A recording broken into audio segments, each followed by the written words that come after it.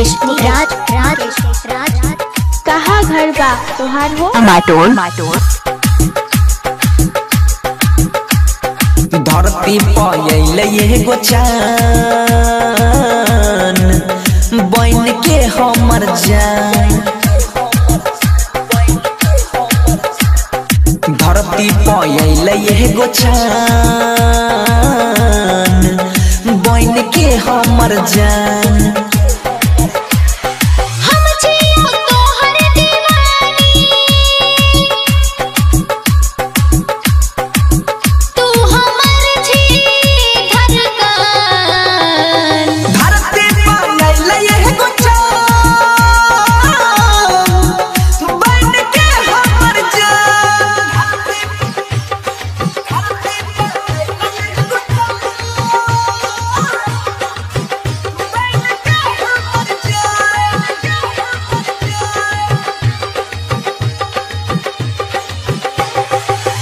क्या नाम है आपका? डी मुकेश कहाँ घर है? माटोल पुरना चौक। गुलाब जना कोयला के बोली गे जब तू हंसै छी त दिल में लागे गोली गे।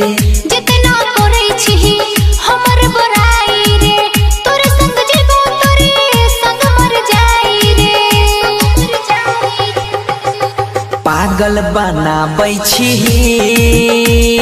गे चाहे माने न मान।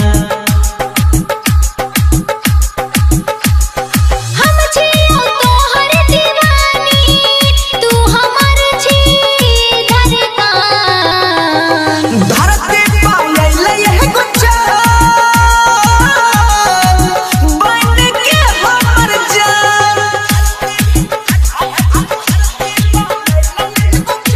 आपका नाम क्या है? और आपका? डी मुकेश राज राज राज कहाँ घर है?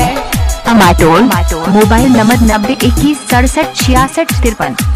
प्यार हम करै छियौ दिल नहीं तोरा गई जन्म जन्म तक साथ में छोड़ा गई।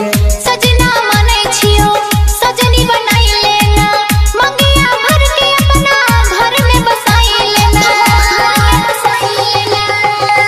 तोरा बिना या बजियल गे रहलै नया सन। हम छियो तोहर दीवानी तू हमर छी धड़कन। का नाम है तुम्हार? डीजे मुकेश राज राज राज कहाँ घर बा तोहार हो? माटोल